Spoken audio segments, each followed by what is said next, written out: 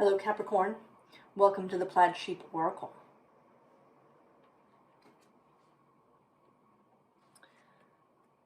We start with synergy. The frequency of synergy supports our allowance and acceptance of not so obvious, never seen before combinations and unions that result in new ways of functioning, working, thinking, relating, loving, and being. It reminds us to embrace the unfamiliar, so that new yet exciting co-creations can give birth to a new reality. And this idea of things that are unknown and unseen is definitely here. The visible underlying is this cosmic snake. And it has this flower of life pattern inside of it, which occurs on the back side of this sacred geometry oracle.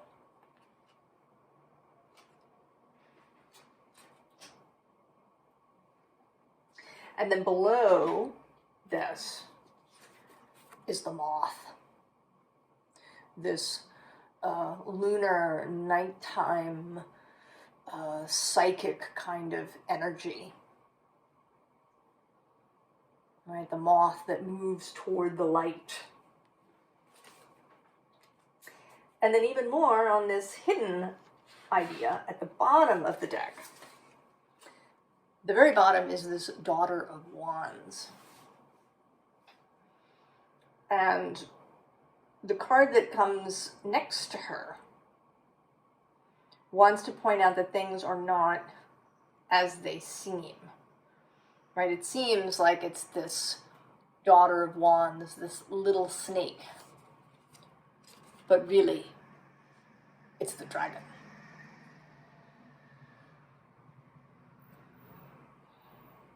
So there's much more here that meets the eye.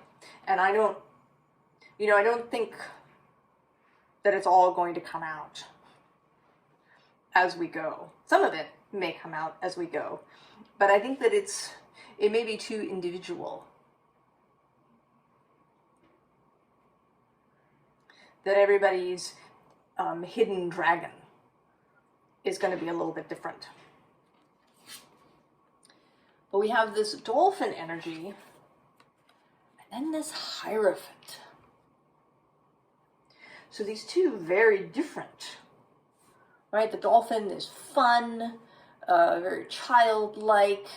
There's all these happy colors going on in it, playful, not at all serious.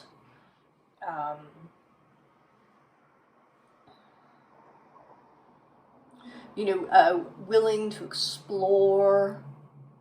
There's a great video out there somewhere on YouTube of dolphins playing with these bubbles, these ring-shaped bubbles that some researchers created. They stick up a bubble-making machine on the bottom, and it generates these bubbles, and the dolphins have a really great time playing with the bubbles.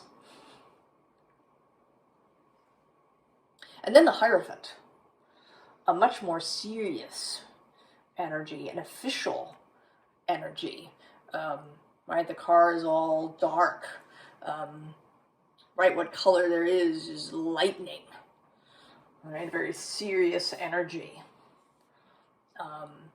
There's a sense of, an urgent message, some sort of revelation here. So this idea of these two very different energies coming together to create something new for you. And I think that these energies, they may be different things. The first thing that comes to mind is that they're different parts of you. We certainly all, right, we all have a playful side.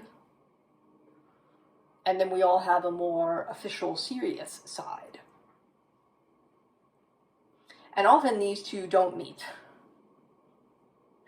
They show up individually, right? The dolphin would show up when it's time to play, perhaps, at a party, or, when you're taking time off on vacation. And then the Hierophant shows up when you're thinking about life-changing decisions and, financial matters and, maybe very serious spiritual matters. Certainly a crow and a dolphin wouldn't normally meet up.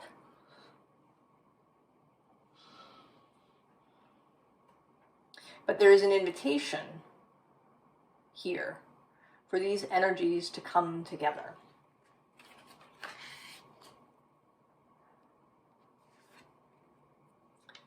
And so the next two cards are a process. We have here the gestation, the time spent perhaps in thought, in consideration, in contemplation.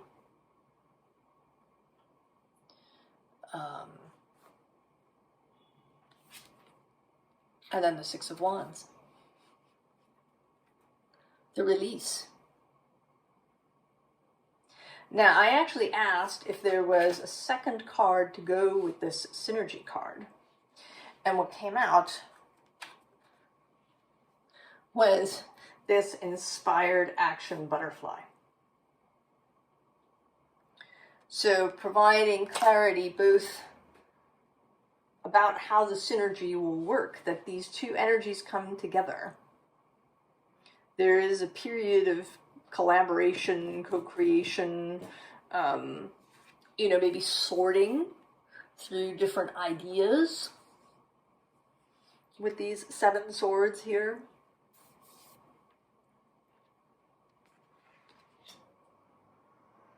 And then the release of inspired action. Taking off with these wands.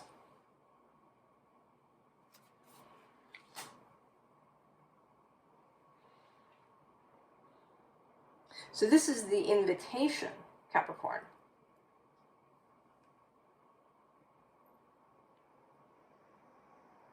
And this can be, of course, related to any number of things. It might be a project or your job or, some aspect of what we think of as work life. Or it could have to do with deciding where to live or how to live. I don't really like to delineate so much, as you may have gleaned from watching these videos. I don't really like that sort of separation of work and home and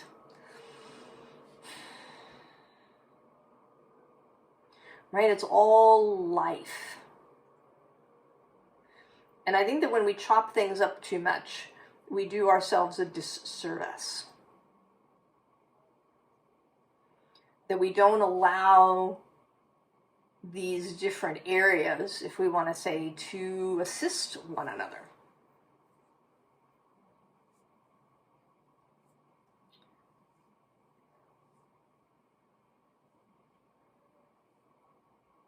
So you are here, Capricorn,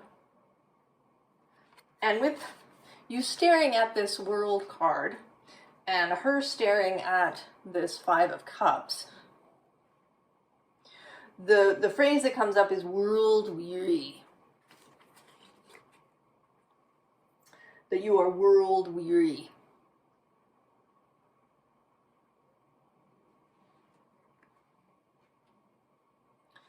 That you've been feeling really tired, drained, with a sense of apathy or ennui or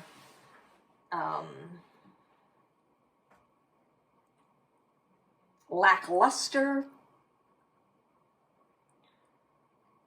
Now, at the bottom of this deck, hiding, shall we say, 10 of Cups, the Chariot, and then the High Priestess. So there is more than meets the eye happening around you and within you, I want to say, Capricorn. That this world weariness may be because of an excess focus on the physical. Here with this King of Pentacles. This king in particular always strikes me as being weighed down. Right? There's just too much going on in this picture. It's a little hard to distinguish where he begins and where all of the stuff around him ends.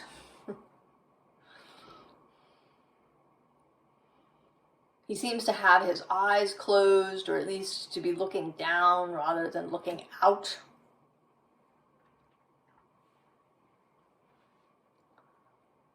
So, right, this sense of world weariness, of stuckness, of moving through mud or sand, through quicksand, possibly.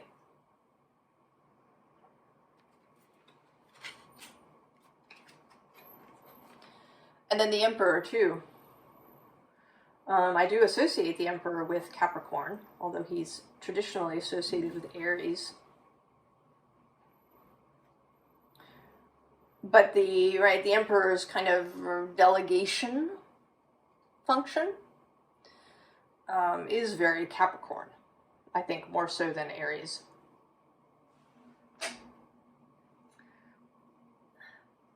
So, right, like that you're tired of managing things. That you just, right, you feel bored, maybe?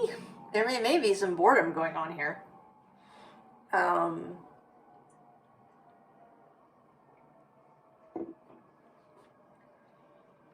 you're looking, right, you're looking for something new, something juicy, something more interesting, but you can't quite reach it.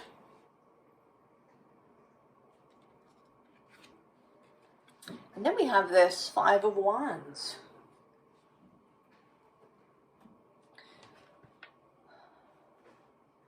This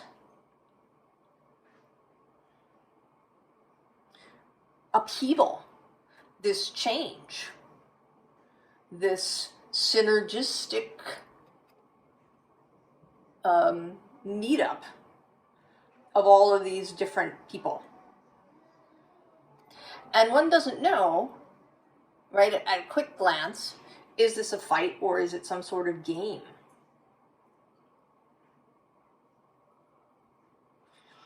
And then maybe that's what's missing. Missing is the game. Also missing is combining, right? Combining things that you don't think go together. So if we are talking about work versus home, how can these two things be combined in some way? Or how can they contribute to each other in order to create something more interesting? Allowing a mess.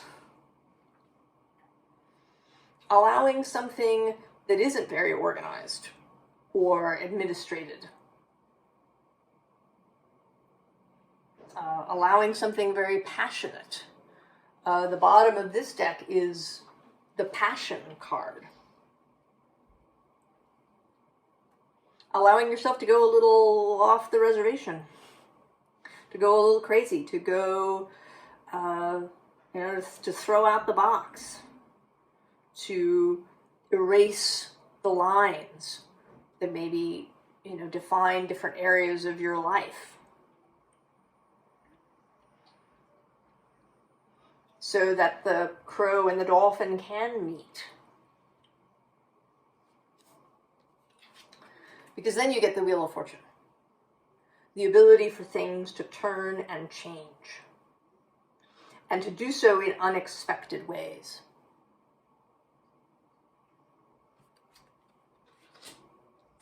I'm thinking now about the part of fortune, which you may have heard of if you study astrology. And the part of fortune is a spot. You won't be able to find it if you don't know your birth time. You need to know your birth time. Because it combines where your sun is, where your moon is, and where your ascendant is. And there's also a question of whether you have a night chart or a day chart. But if you know your birth time, you can go to someplace like astro.com and find your part of fortune. And the part of fortune isn't about like a fortune, like making your fortune. At least not originally. It was a spot in your chart where stuff happens unexpectedly. Right? Fortune in the sense of perhaps fate or destiny. Right? The place in your chart where things happen. And there is too, right, this sense of combining sun and moon and ascendant. This synergy of these three things. Right? Head, heart, and then self, right? The presentation of self, how we move, how we take inspired action.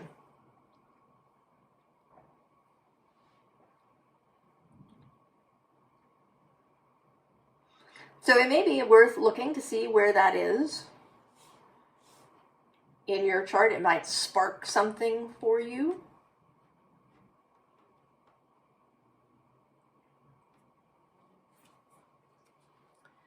Then we have this goddess of fire mixing things in her cauldron. Combining things into a greater whole. And she has, right, she's clearly added a whole bunch of different things. She's got lots of little bowls here. So there may be more than two.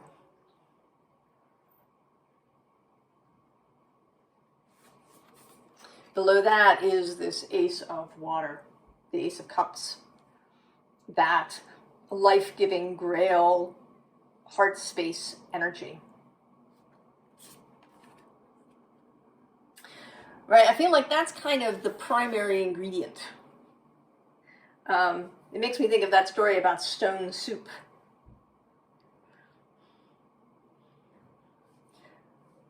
That there's this first primary ingredient of the heart. And then, right, of what your heart wants.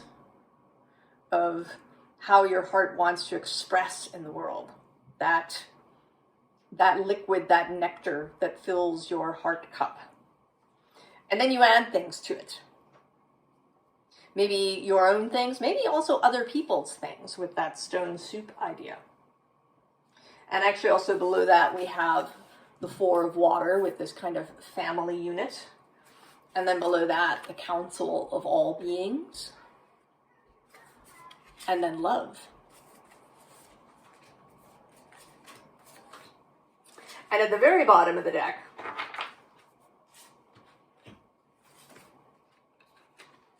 there is the moon with mystery. And then initiation.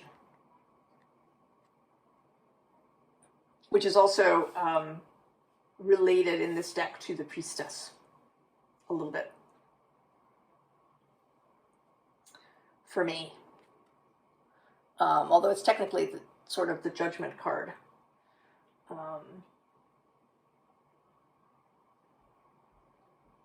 Because in this Witch's Wisdom deck, the major arcana go backwards. The World is card 1.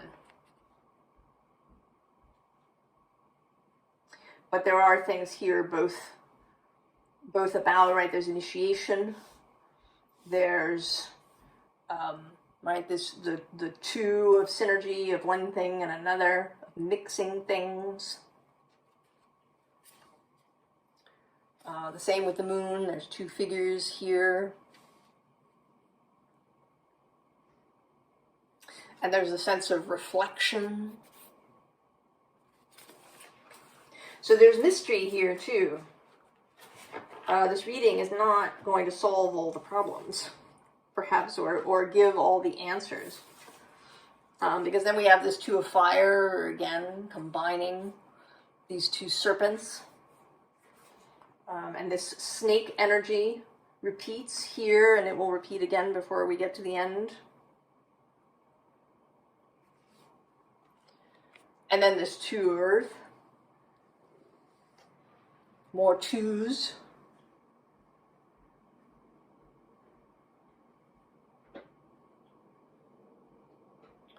More combinings here, fire and earth. As with the dolphin and the Hierophant, we had water and earth.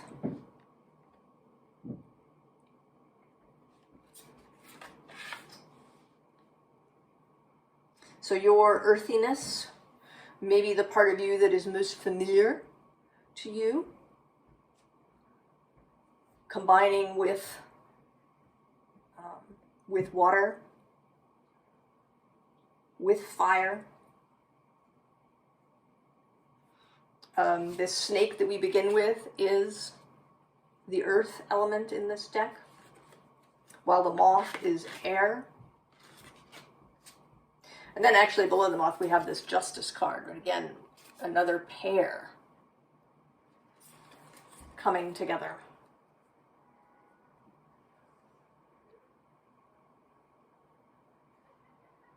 So mixing things, combining things, especially things that you don't think go together.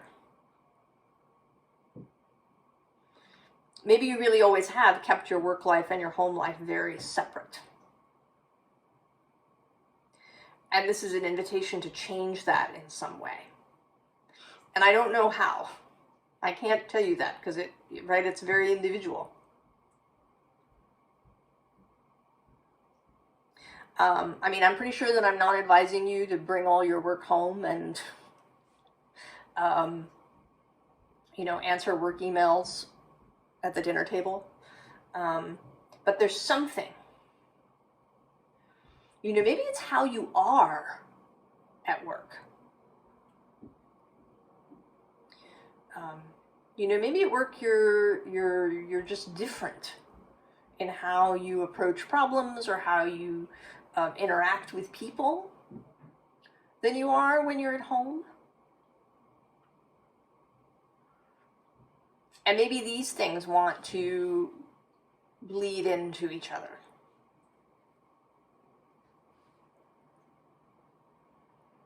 Maybe there's something about how you handle, how you handle your children that might be associated to how you handle coworkers.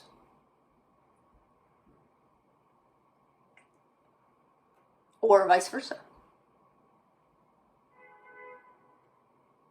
So there's something about meshing, combining things that will bring new life, new energy into the system. And then we have journey. So, I sort of see you here as plodding through some sort of dark corridor or cave space, something really narrow and confined. And then you turn a corner and everything's open suddenly. The landscape just opens up.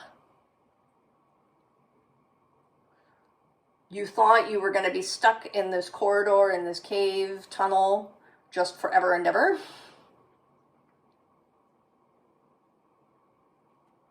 But now it's opened up into a whole wide vista. And there's many directions you can take, right? You can, when you pass through here, you can go off to this side. You could kind of follow the birds. You could spend time swimming in the lake. Suddenly there are many, many more choices. If your life seemed dreary or boring or restricted,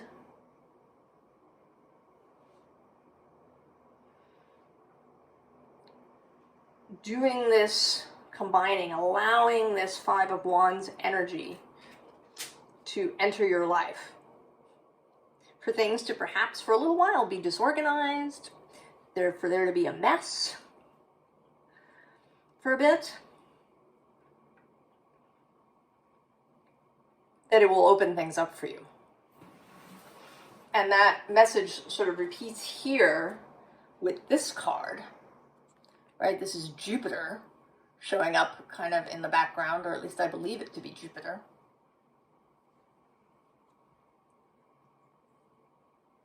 Now this says you're not for everyone. Embrace your weirdness. Face your true north. So people may think you're a little crazy, a little weird. What are you doing? Why are you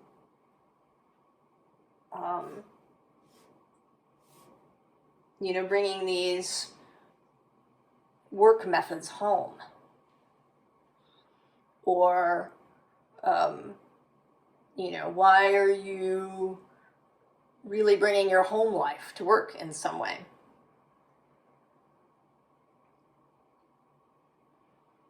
Maybe you bring your children to work one day, or you, have a party with all of your coworkers and your family at home. Right? And maybe people think this is strange that you're doing these things. Maybe your family thinks this is strange, at least initially.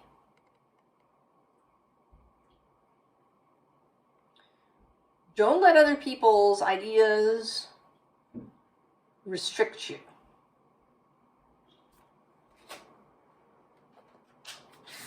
At the bottom of this deck, we have naturally beneath the surface, what's really driving you? True motives, breaking free. And then the ripple effect. Part of something bigger. Details are taken care of. So there is a sense here to, especially with this Hierophant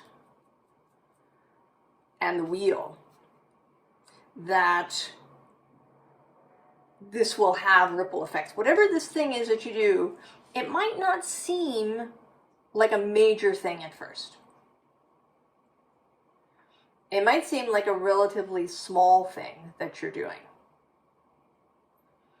when you choose to combine something that previously had not been combined. But it's going to have a ripple effect. There is more than meets the eye happening here. You're being asked to just sort of have faith, to not, in fact, be all emperor-y and try to control all the aspects of things. Then we have Child of the Cosmos. The intelligence of the universe lies within you. And there's this, right, this light at her heart. So you don't have access to all the information. You just don't.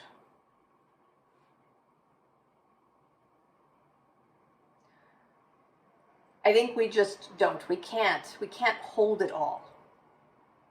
We get glimpses during meditation, during dreams, during divination, during inspired moments. But we cannot see the big whole. Right? These ripple effects may ripple out beyond you. They may ripple out into the rest of your family, your friends, your coworkers, your people you know. people you come in contact with, even briefly. You cannot know. It's simply too much for us to take in this human form.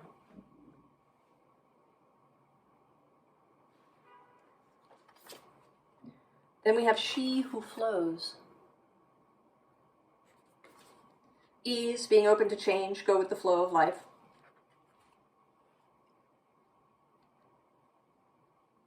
And here, right, again, there's two, perhaps combining into one somewhere further down this river. Maybe combining and separating, right, with this sort of shape happening here. And then this karmic relationships card, which right, is really just right about these two things that appear really separated on these two different planets, but are in fact deeply connected and intertwined.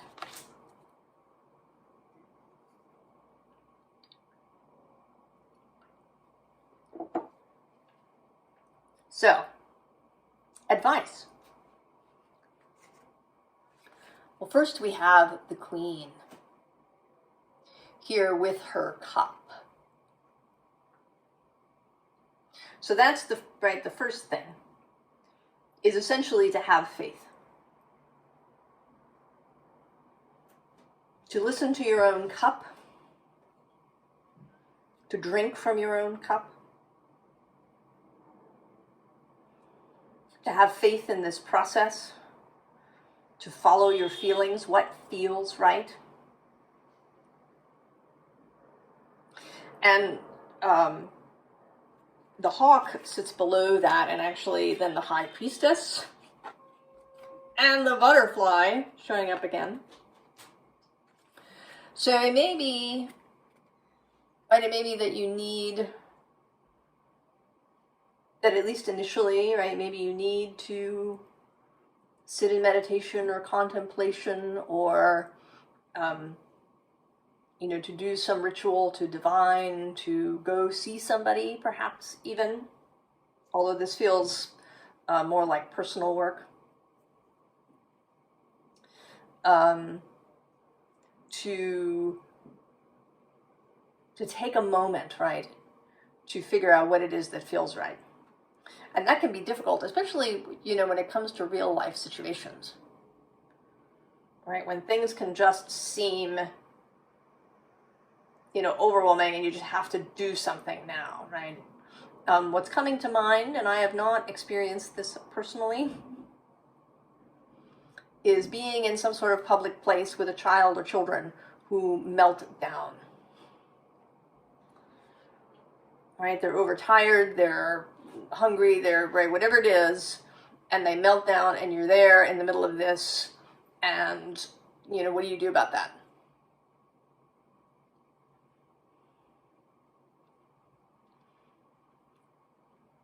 And so you don't want to practice in this way, right? You practice on a smaller scale, right? If you're a new meditator, you're not going to go and try and meditate in Times Square your first time out. So don't be hard on yourself. Don't feel like you have to be able to do this every single time to, do what you feel is right, to feel into things. Start small if you're new to it.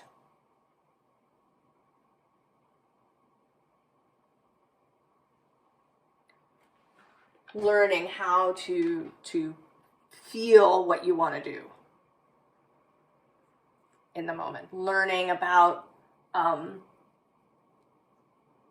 getting rid of those borders. And actually, seeing how you behave in different situations can be really useful. Just observing initially.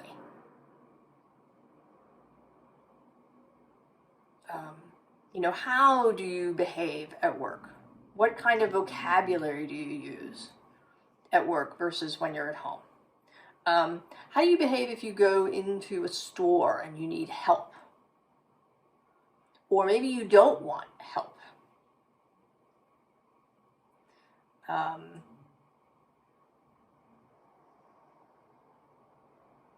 You know, maybe you're different in different kinds of stores. You know, if you're someone who's really familiar, say, with, you know, maybe you're a cook and you're really familiar with cooking stores and you feel very confident in them, but you're not so confident in, like, a hardware store. How does that shift your behavior?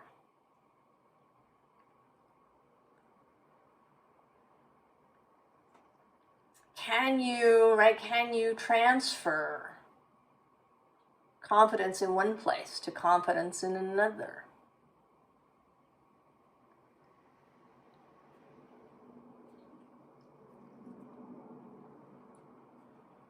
Can you feel confident even when you need to ask for help? Can you feel confident even if the salesperson seems to be condescending?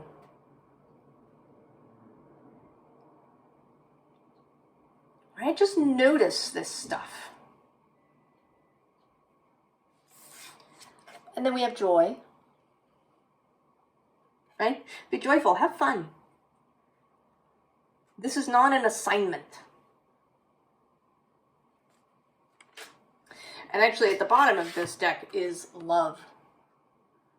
Right? This is the basis of everything. The basis of everything is love.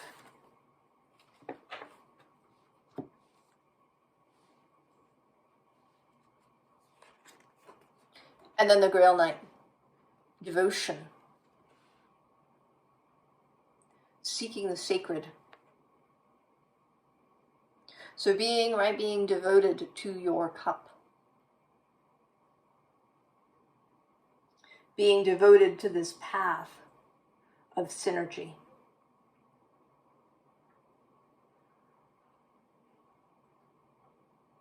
The path of blurring the lines that maybe have been drawn in your life.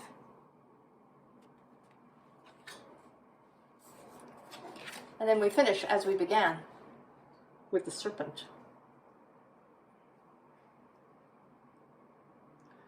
Right, the serpent symbolizing here kind of its different aspects. Right, this cyclical aspect, this cosmic aspect. Then this ability to move in all different kinds of spaces, right? Snakes don't just crawl along the earth, they can climb trees, right? They have an enormous amount of muscular control that they can bring to bear, depending on the situation. They are not stuck in one way of moving and being.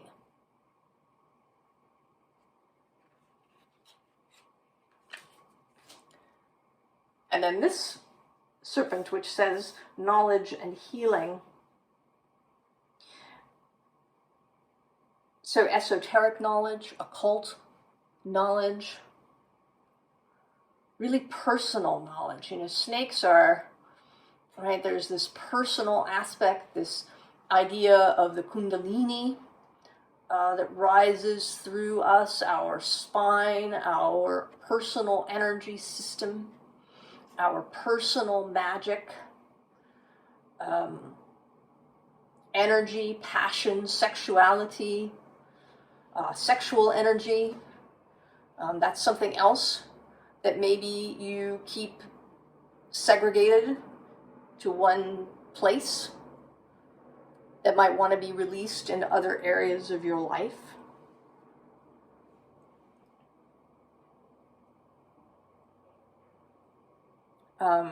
There is also the sense of shedding skins periodically. Right? A snake doesn't just shed their skin once, they do it multiple times. right? It's less kind of this butterfly thing and more just a periodic reassessment. Right? Anything that was useful before but is no longer useful now can be released. We learn and grow. We don't have to hold on to all of that previous stuff.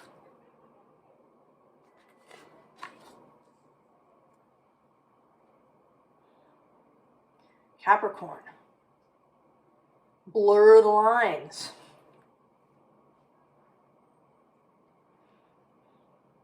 I wish you all the very, very best, Capricorn, and I will see you next time.